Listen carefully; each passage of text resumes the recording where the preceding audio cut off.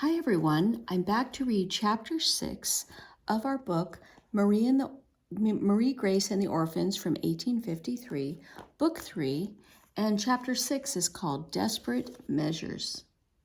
On Saturday, MarieGrace was about to leave for her music lessons when Mrs. Curtis stopped her in the courtyard.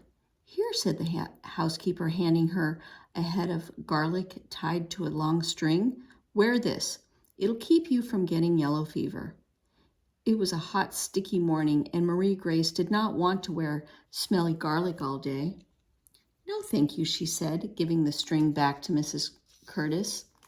"Papa told me that garlic won't keep away the fever. It will just keep other people away. Besides, I've already had the fever, and Papa says I won't get it again." "Don't be too sure, Missy. These days it's best to do everything you can to protect yourself," said Mrs. Curtis. The housekeeper already had garlic in the pockets of her apron and bags of cinnamon and nutmeg too, for extra protection. The smell reminded MarieGrace of the spice stalls at the French market.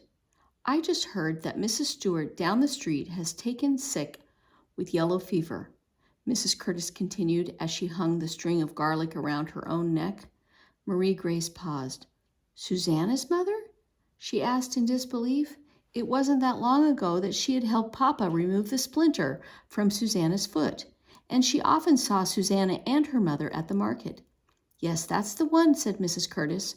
"Poor thing, they say she's very sick." MarieGrace remembered how frightened she had been when her own mother had been sick.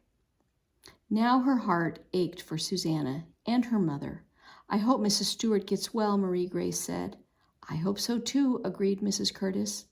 "Your father is going to visit her this morning, but you can stay away from anyone who looks sick." "I will," MarieGrace said solemnly. Then she and Argos hurried out of the courtyard. On the way to the Royal Music Hall, MarieGrace noticed how crowded the sidewalks were. Many of the people bustling by were dressed up and carrying luggage as if they were going away.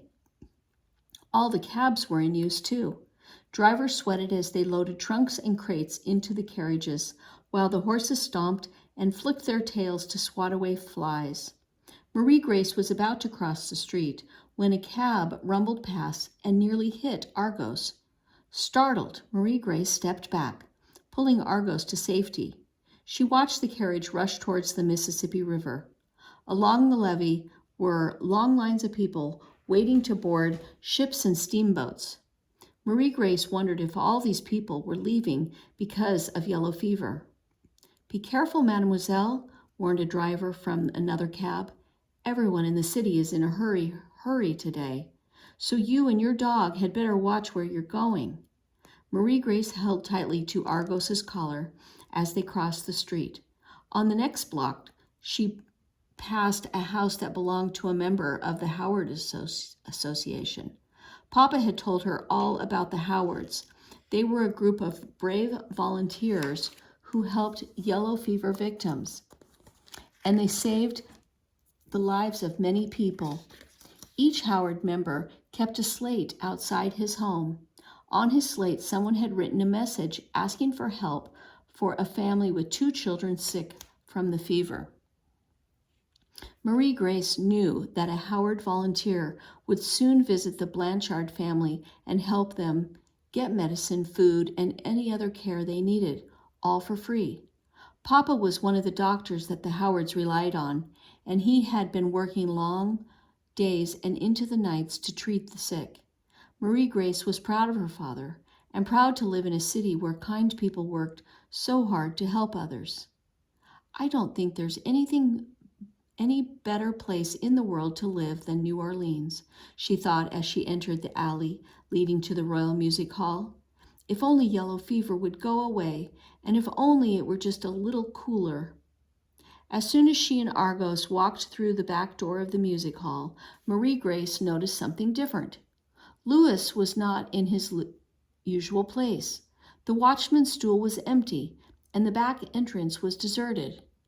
MarieGrace felt uneasy leaving Argos, and suddenly she did not want to be alone. Come on, Argos, she said, and together they headed for Mademoiselle's studio. Halfway up the staircase, MarieGrace heard quick footsteps above her. She looked up, hoping it was Cecile. She was surprised to see Mademoiselle Oceane instead. The singing teacher was wearing her bonnet and gloves, and she looked upset. "Ah, MarieGrace, I am glad to see you," Mademoiselle called down to her. "I just left a note for you. I am sorry, but your lesson must wait for another day." "Is something wrong?" MarieGrace asked. "Yes, very wrong," said Mademoiselle as she came quickly down the long staircase. "I just learned that my good friend Gabrielle is sick with yellow fever. She has no family here, and I must get a cab to go see her. I will have the driver take you home too." MarieGrace gripped the banner.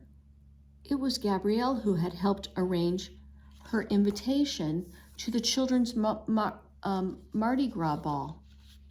"I'm so sorry, Mademoiselle," she said, and she turned to follow her teacher down the stairs.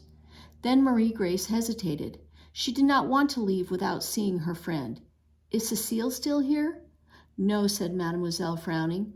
"I sent her home early so that I could go to Gabrielle." MarieGrace followed Mademoiselle out the back entrance. Louis's stool was still empty. "Where is Louis?" asked MarieGrace. Whoops. Sorry.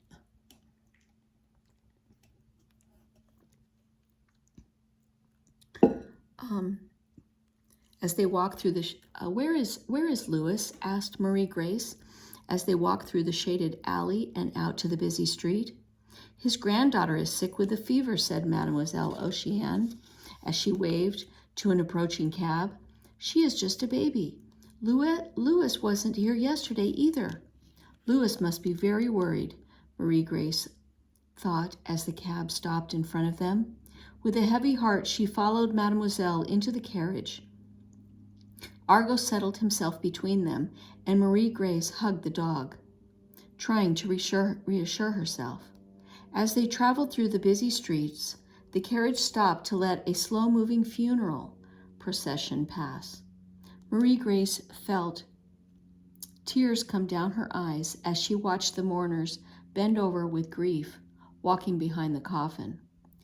"Mademoiselle," MarieGrace whispered, "do you think is it yellow fever?"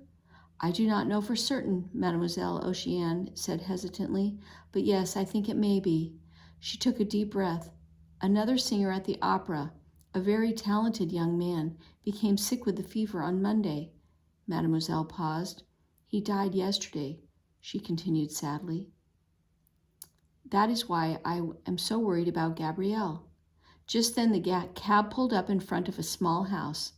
Mademoiselle paid the driver and gave him extra money to take MarieGrace home.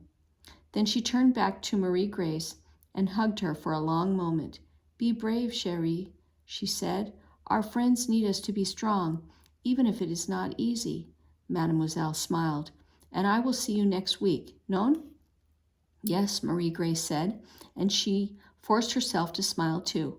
But as soon as she was alone in the carriage, MarieGrace buried her head in Argos's soft fur. She did not want to look outside anymore. She did not want to see people hurrying out of the city. She did not want to see the names of the sick chalkboard on the slates. Yellow fever no longer seemed to be a sickness that only affected other people. It threatened her neighbors and friends, anyone who had not already had the disease. And neither garlic nor anything else would protect them. "I wish I could do something to help," MarieGrace thought desperately. When she finally looked up, she saw that the carriage was passing Holy Trinity. Suddenly, MarieGrace knew what she must do. "Would you stop here, please?" she called to the driver. There was a water trough for the horses on the street just outside the orphanage, and MarieGrace waited while Argos took a long drink.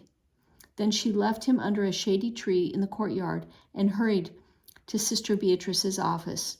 The nun was writing in a ledger book when MarieGrace entered. "Excuse me, sister," MarieGrace began, Then she stopped, uncertain what to say next. "Yes, Marie the Great?" the nun asked, encouragingly. "Is there something bothering you?" Suddenly the words tumbled out. MarieGrace told Sister Beatrice that her father had actually said it was a good idea for Philip to leave Chicago. "I lied to you because I wanted Philip to stay here," MarieGrace confessed. She waited for Sister Beatrice to lecture her. Instead, the nun simply asked, "Why did you decide to tell the truth today?" MarieGrace hung her head. "I've been hearing about so many people who are sick, and I'm scared that Philip will get sick too. I know I should have told you the truth before.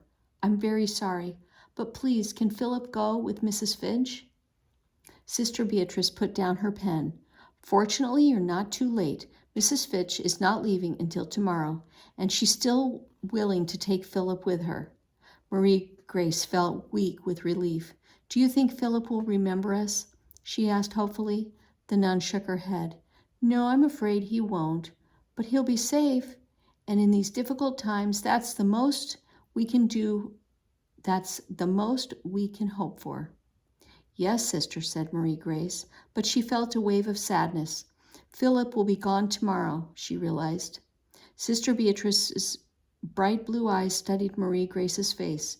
"I know it will be hard for you to say goodbye to Philip," she added gently, "but you are doing what is best for him, and I'm proud of you for that." She glanced at the ledger in front of her. "We've just admitted 13 children who were orphaned by the fever. I expect we will soon be receiving more." She looked at MarieGrace. "I hope you'll continue to visit, even though Philip won't be here. The little ones are happy when you play with them, and we'll need your help now more than ever." MarieGrace nodded. "I'll come as often as I can." "Good. Now let's go see Philip together," said Sister Beatrice.